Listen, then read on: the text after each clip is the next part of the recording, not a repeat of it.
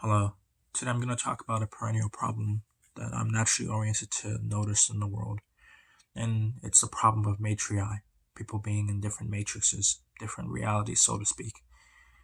It's a problem that I see comes up when it comes to political issues, social issues, and whatnot, where people have fundamentally different understandings of reality, fundamentally different values, fundamentally different perceptions, and ways by which things are orchestrated or coordinated, different foundational assumptions, and different known unknowns, different unknown unknowns, like how they categorize different mysteries, so to speak.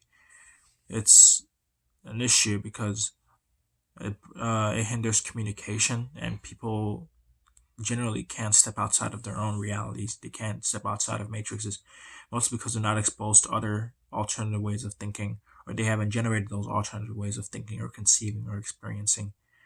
So I see this as a problem, and I don't have any solutions for it except for better metacognition through self awareness and through people, I guess, being more philosophically literate, because philosophy helps with these things because it gives words to some of these things and whatnot. Even mathematics does the same thing too. Mathematics also gives language to these things, so that could help. It's an education issue for sure, and that's about as far as I've gotten with this. But it's an issue that constantly bothers me, and it's one of the reasons why I tend to be lost or conflicted when it comes to religion or whatnot. Because even though I accept Yahweh as the ultimate reality and whatnot, I'm still aware of there being alternatives that I can't test as well. Like I have no way of getting at what's being what's what's behind the scenes, so to speak. What's what's working reality? What's making things appear as we have them? Because there are many ways to come to how the results of what we have appearing.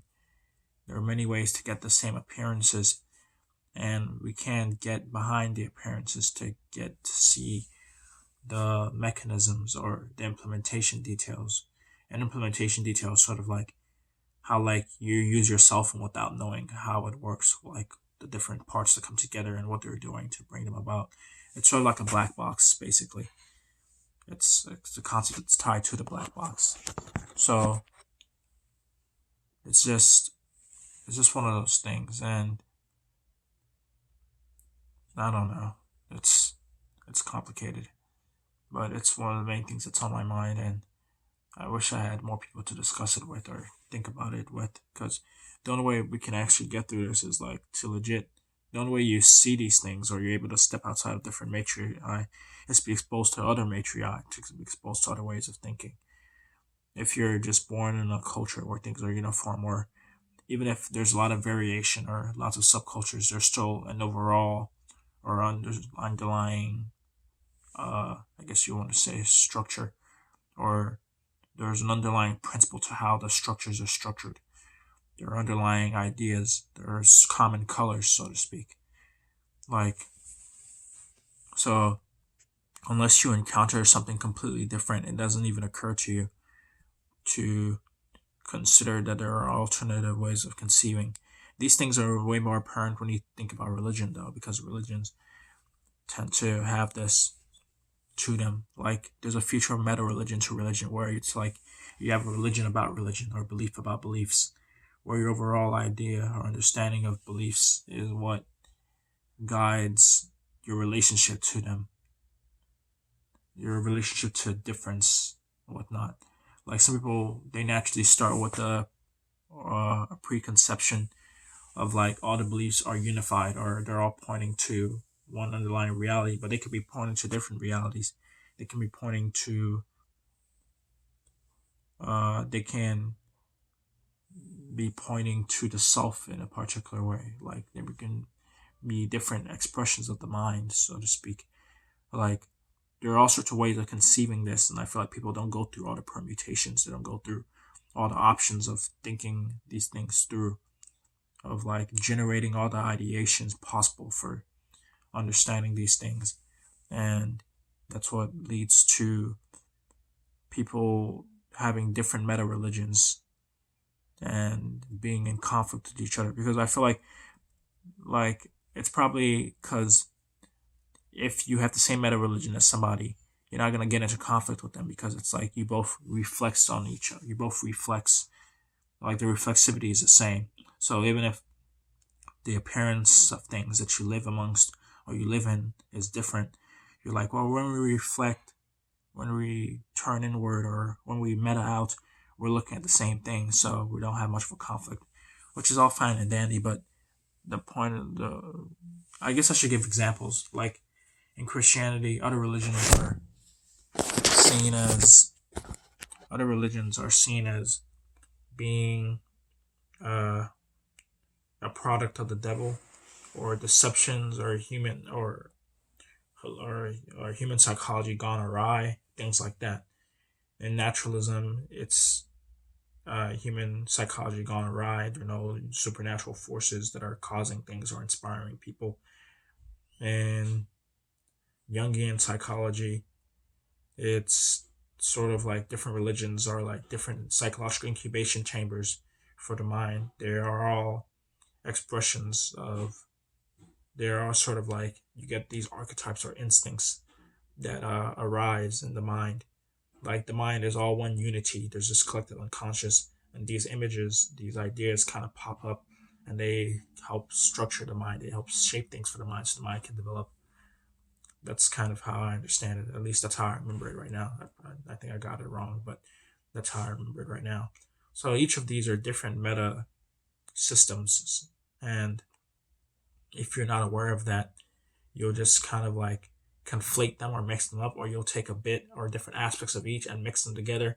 And that's what people are constantly doing. I'm a conceptual peer, so I tend to notice when people are like mixing ideas together, or when people are imprecise, or like I notice the fuzz. I like to notice the fuzziness. I like to notice the blurriness, the ambiguity. Like I like to notice where, like if you take a duck rabbit picture, where on one side you look at it, it's a duck, on the other side you look at it, it's a rabbit. I like to be able to look at the mirror and subtly shift and be able to see the transitions happening, phenomenologically being aware of what's going on.